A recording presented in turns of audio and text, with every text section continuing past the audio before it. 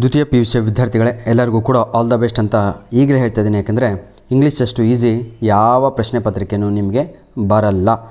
ಬನ್ನಿ ಸರ್, ಇದು 3ನೆಯ ವಿಡಿಯೋ ಆಗಿದೆ ಗ್ರಾಮರ್ ಮೇಲೆ. ಆಯಿತಾ, ರಿವಿಷನ್ ಕ್ಲಾಸಿನ ಗ್ರಾಮರ್ ಮೇಲೆ 3ನೆಯ ವಿಡಿಯೋ ಆಗಿದೆ. ಇವತ್ತು ನೀವು ಕಲೀಲಿಕ್ಕೆ ಹೋಗ್ತಾ ಇರೋದು 3 ಅಂಕದ ಗ್ರಾಮರ್. 3 ಮಾರ್ಕ್ಸ್ ಬರುತ್ತೆ ಎಕ್ಸಾಮಲ್ಲಿ. ಈ ಗ್ರಾಮರನ್ನು ಈಸಿಯಾಗಿ ತಾವುಗಳು ಕಲಿಯಬಹುದು. ಹಾಗಿದ್ರೆ ಯಾವ ಗ್ರಾಮರ್ ಅಂತ ನೋಡೋಣ. ಈಗ ಬನ್ನಿ, ಕಂಪ್ಲೀಟ್ ದಿ ಡೈಲಾಗ್ ಅಂತ ಇದೆ.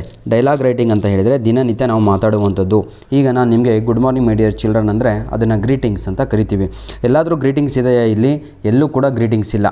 ಹಾಗಿದ್ರೆ ಆ ಗುಡ್ ಮಾರ್ನಿಂಗ್ ಅಂತ ಎಲ್ಲೂ ಕೂಡ ತಾವುಗಳು ಬರಿಬಾರ್ದು. ಯಾಕೆ ಅಂದರೆ ಅವರೇ ಆಲ್ರೆಡಿ ಇಲ್ಲಿ ಕೊಟ್ಟಿದ್ದಾರೆ. ಈ ಗುಡ್ ಮಾರ್ನಿಂಗನ್ನು ಕೊಟ್ಟಿರಲಿಲ್ಲ ಅಂದರೆ ಇಲ್ಲಿ ಬ್ರ್ಯಾಕೆಟಲ್ಲಿ ಗ್ರೀಟಿಂಗ್ಸ್ ಅಂತ ಬರೋದು. ಆವಾಗ ತಾವುಗಳು ಆನ್ಸರಲ್ಲಿ ಗುಡ್ ಮಾರ್ನಿಂಗ್ ಅಂತ ಬರಿಬೇಕಾಗದ್ದು. ಅರ್ಥ ಆಗತ್ತಲ್ವಾ? ಗುಡ್. ಬನ್ನಿ ಸರ್, ಒಂದೊಂದಾಗಿ ಕಲಿತಾ ಹೋಗೋಣ. ಈಗ ಟೆಲಿಫೋನ್ ಕಾನ್ವರ್ಸೇಷನ್ ಅಂದರೆ ಮೊಬೈಲಲ್ಲಿ ಇಬ್ಬರು ವ್ಯಕ್ತಿಗಳು ಮಾತಾಡ್ತಾ ಇದ್ದಾರೆ. ಯಾರ್ಯಾರು? ಮ್ಯಾನೇಜರು ಹಾಗೂ ಶಾಂತಿ ಅಂತ ಇದ್ದಾರೆ. ಇಬ್ಬರು ಕೂಡ ಟೆಲಿಫೋನಲ್ಲಿ ಮಾತಾಡ್ತಾ ಇದ್ದಾರೆ. ಹಾಗಿದ್ರೆ ಬನ್ನಿ ನೋಡೋಣ ಮ್ಯಾನೇಜರ್ ಏನಂತ ಮಾತಾಡ್ತಾನೆ ಅಂತ. ಮ್ಯಾನೇಜರು ಕಾಲ್ ಮಾಡಿದ್ದಾರೆ ಶಾಂತಿ ಅವರಿಗೆ. ಗುಡ್ ಮಾರ್ನಿಂಗ್ ಶಾಂತಿ ಅಂತ ಹೇಳಿ, this is a Sapna book house. Okay, ನೋಡಿ, what can I do for you? Shanti ಅವರು ಇಲ್ಲಿ ಆ್ಯಕ್ಚುಲಿ ಕಾಲ್ ಮಾಡಿರೋದು ಮ್ಯಾನೇಜರ್ ಅಲ್ಲ, ಶಾಂತಿನೇ ಮ್ಯಾನೇಜರಿಗೆ ಕಾಲ್ ಮಾಡಿರೋದು. ಶಾಂತಿ ಅಂತ ನೀವೇ ಅನ್ಕೊಳ್ಳಿ. ನೀವು ಏನು ಮಾಡಿದ್ದೀರಾ? ಸಪ್ನಾ ಬುಕ್ ಹೌಸಿಗೆ ಕಾಲ್ ಮಾಡಿದ್ದೀರಾ. ಸಪ್ನಾ ಬುಕ್ ಹೌಸ್ ಅದು ಇರೋದು ಬೆಂಗಳೂರಲ್ಲಿ. ಎಲ್ಲ ಒಂದು ಕಡೆ ಇರಲಿ, ತಗೊಂಡು ಏನು ಮಾಡವ, ಹೌದಲ್ವಾ? ನೋಡಿ, ಈಗ ಶಾಂತಿ ಅನ್ನೋರು ಸಪ್ನಾ ಬುಕ್ ಸ್ಟಾಲಿಗೆ ಕಾಲ್ ಮಾಡಿದ್ದಾರೆ.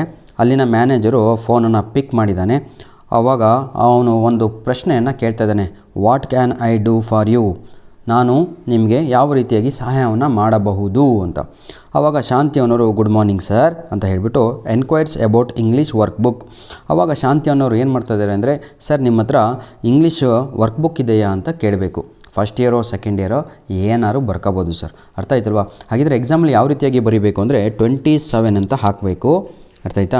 27 ಕ್ವಶನ್ ನಂಬರಿಗೆ ಈಗ ನೀವು ಎ ಆನ್ಸರನ್ನು ಬರೀತಾ ಇದ್ದೀರಾ. ಯಾಕಂದರೆ first dash A, second dash B, third dash C ಆಗುತ್ತೆ. ಎ ಡ್ಯಾಶ್ ಬರೀಬೇಕು ಅಂದರೆ ಇಲ್ಲಿ ಒಂದು ಕ್ವಶನ್ ಮಾರ್ಕ್ ಕೊಟ್ಟಿದ್ದಾರೆ. ಇಲ್ಲಿ ತಾವುಗಳು ಪ್ರಶ್ನೆಯನ್ನು ಕೇಳಬೇಕು ಅವರಿಗೆ. ಏನಂತ? ನಿಮ್ಮ ಬಳಿ ನಿಮ್ಮ ಬುಕ್ ಸ್ಟಾಲಲ್ಲಿ ಇಂಗ್ಲೀಷ್ ವರ್ಕ್ ಬುಕ್ ಇದೆಯಾ ಅಂತ. ಅದನ್ನು ಹೆಂಗೆ ಕೇಳ್ತೀರಾ ಇಂಗ್ಲೀಷಲ್ಲಿ? ಭಾಳ ಈಸಿ ನೋಡಿ.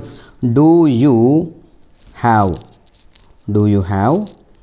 ಅರ್ಥ ಆಯ್ತಲ್ವಾ? Do you have English? ಇಲ್ಲೇ ಇದೆ ಅಲ್ವಾ, ಇದನ್ನೇ ಕಾಪಿ ಮಾಡೋದು. Second PUC English work book. ನೋಡಿ, ಇದನ್ನು ಫುಲ್ ಸ್ಟಾಪು ಇಟ್ಟರೆ ತಪ್ಪಾಗತ್ತೆ. ಯಾಕಂದರೆ ಇದು ಪ್ರಶ್ನೆ ಕೇಳ್ತಾ ಇರೋದು ನಿಮ್ಮ ಹತ್ರ ಇದೆಯಾ ಅಂತ. ಅವರು ಇದೆ ಅಂತಲೇ ಹೇಳಿದ್ದಾರೆ. ಎಲ್ಲಿದೆ ಅದಕ್ಕೆ ಆಪ್ಷನ್? ಇಲ್ಲೇ ಇದೆ ನೋಡಿ, ಎಸ್ ಅಂತ ಹೇಳಿದ್ದಾರೆ. ಎಸ್ ಅಂದರೆ ಅರ್ಥ ಏನು ಅಂದರೆ ಇದು ಎಸ್ ಆರ್ ನೋ ಕ್ವಶನ್ ಇಲ್ಲಿ ತಾವುಗಳು ಬರೀಬೇಕು. ಈಗ ನಾನು ನಿಮಗೆ ಕೇಳ್ತೀನಿ, ಓಕೆ, ಆರ್ ಯು ಅಂಡರ್ಸ್ಟ್ಯಾಂಡಿಂಗ್ ಅಂತ ಕೇಳಿದರೆ ನೀವು ಇಲ್ಲ ಅನ್ನಬೇಕು, ಇಲ್ಲ ಹೌದು ಅನ್ನಬೇಕು. ಅವಾಗ ಅದನ್ನು ಎಸ್ ಆರ್ ನೋ ಅಂತ ಕರಿತೀವಿ. ಇಲ್ಲಿ ಎಸ್ ಅಂತ ಬರೆದಿದ್ದಾರೆ ಅಂದರೆ ಇದೇ ಈ ಸೆಂಟೆನ್ಸ್ ಬಿಟ್ಟು ಬೇರೆ ಸೆಂಟೆನ್ಸ್ ಯಾವುದೂ ಕೂಡ ಇಲ್ಲಿ ಬರೆಯುವ ಹಾಗೆ ಇಲ್ಲ. ಡೂ ಇಂದನೇ ಸ್ಟಾರ್ಟ್ ಆಗಬೇಕು. ಅವಾಗೆ ಇದು ಎಸ್ ಆರ್ ನೋ ಕ್ವಶನ್ ಆಗೋದು. ನೋಡಿ, ಡೂ ಯು ಹ್ಯಾವ್, ಇಲ್ಲಿ ನೋ ಅಂತ ಇದ್ದರೂ ಇದೇ answer. Do you have second PUC English work book ಅಂತ ಕೇಳಿದೆ. ಇದಕ್ಕೆ ನಿಮಗೆ ಎಕ್ಸಾಮಲ್ಲಿ 1 ಮಾರ್ಕ್ಸು ಬಂತು. ನಂತರದಲ್ಲಿ ಬಿ ಆನ್ಸರನ್ನು ನೋಡೋಣ. ಎಸ್ ಅಂತ ಅವರು ಮ್ಯಾನೇಜರ್ ಫೋನಲ್ಲಿ ಹೇಳಿದರು ನಿಮಗೆ, English work book is available. ಈಗ ಬಂದರೆ ಇಂಗ್ಲೀಷ್ ವರ್ಕ್ ಬುಕ್ ನಿಮಗೆ ಸಿಗುತ್ತೆ. ಅವೈಲಬಲ್ ಇದೆ ಅಂದರೆ ದೊರೆಯುತ್ತೆ ಅಂತ. Next enquires about the price. ಅದರ ಬೆಲೆಯನ್ನು ಈಗ ತಾವುಗಳು ಕೇಳಬೇಕು. ಮತ್ತೆ ಪ್ರಶ್ನೆಯನ್ನು ಕೇಳಬೇಕು. ಅಂದರೆ ಬರ್ದಾದ್ಮೇಲೆ ಮತ್ತೆ ಕ್ವಶನ್ ಮಾರ್ಕಿಂದನೇ ಎಂಡ್ ಆಗಬೇಕು ನಿಮ್ಮ ಉತ್ತರ. ಯಾಕಂದರೆ ಇಲ್ಲಿ ಕೊಟ್ಟಿದ್ದಾರೆ, ಹೌದಲ್ವಾ? ಅರ್ಥ ಆಗುತ್ತಲ್ವಾ? ಅದರ ಎಷ್ಟು ದುಡ್ಡಿದೆ ಅದಕ್ಕೆ? 60 ರೂಪಾಯಿ ಅಂತ ಅವ್ರು ಹೇಳಿದರು ಮ್ಯಾನೇಜರ್. ಆದರೆ ನೀವು ಪ್ರಶ್ನೆ ಕೇಳಬೇಕು, ಸರ್ ಅದಕ್ಕೆ ದುಡ್ಡು ಎಷ್ಟು, ವರ್ಕ್ ಬುಕ್ಕಿಗೆ ದುಡ್ಡು ಎಷ್ಟು ಅಂತ ಹೇಳಿದರೆ ಭಾಳ ಈಸಿಯಾಗಿ WH ಕ್ವಶನನ್ನು ಫ್ರೇಮ್ ಮಾಡಬೇಕಿಲ್ಲಿ. What is the price? PRICE, ಹೌದಾ? ನೋಡಿ, PRICE ಅಂದರೆ ಸರಿಯಾದ ಉತ್ತರ. ಈಗ ನಿಮಗೆ ಸ್ಪೆಲ್ಲಿಂಗ್ ಗೊತ್ತಿರಲಿಲ್ಲಪ್ಪ ಪ್ರೈಸು. ನಿಮ್ಗೆ ಯಾಕೆ ನಾನು ಈ ರೀತಿಯಾಗಿ ಬರೆದು ಎಲ್ಲ ತಪ್ಪು ತೋರಿಸ್ತಾ ಇದ್ದೀನಿ ಅಂದರೆ, ಎಕ್ಸಾಮಲ್ಲಿ ತಾವುಗಳು ಇಲ್ಲಿ ತಪ್ಪು ಬರೆದ್ರೆ ಇದಕ್ಕೆ 0 ಮಾರ್ಕ್ಸು, ಅರ್ಧ ಇರಲ್ಲ. ಯಾಕಂದರೆ 1 ಡ್ಯಾಶಿಗೆ 1 ಮಾರ್ಕ್ಸ್ ಇರೋದು. ಈಗ ಪ್ರೈಸ್ ಸ್ಪೆಲ್ಲಿಂಗ್ ಗೊತ್ತಿಲ್ಲ ಅಂದರೆ ಇಲ್ಲೇ ಇತ್ತು, ನೋಡ್ಕೋಬೋದಿತ್ತು ತಾವುಗಳು. ಆದರೆ ನೀವು ಇದನ್ನು ನೋಡಲ್ಲ. ಪ್ರಶ್ನೆ ಸರಿಯಾಗಿ ಓದಿದರೆ ಅರ್ಧ ಇಂಗ್ಲೀಷಲ್ಲಿ ಅಲ್ಲೇ ಇರುತ್ತೆ. ಈ ಇಂಗ್ಲೀಷ್ ವರ್ಕ್ ಬುಕ್ ಅಂತಲೂ ಕೂಡ ಕಾಪಿ ಮಾಡಿ ನಾನು ಇಲ್ಲಿ ಬರೆದೆ.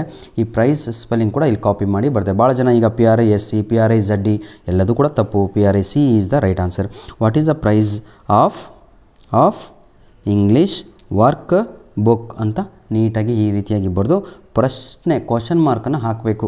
ಯಾಕೆ ಹಾಕ್ತೀರಾ ನೋಡಿ, ಇಲ್ಲಿ ಕ್ವಶನ್ ಮಾರ್ಕ್ ಇದೆ ಅಲ್ವಾ, ತಾವುಗಳು ಕೂಡ ಇಲ್ಲಿ ಪ್ರಶ್ನೆಯನ್ನು ಕೇಳಬೇಕು. ನೋಡಿ, ಇದು ಪ್ರಶ್ನೆ ಕೇಳಿದ್ದು.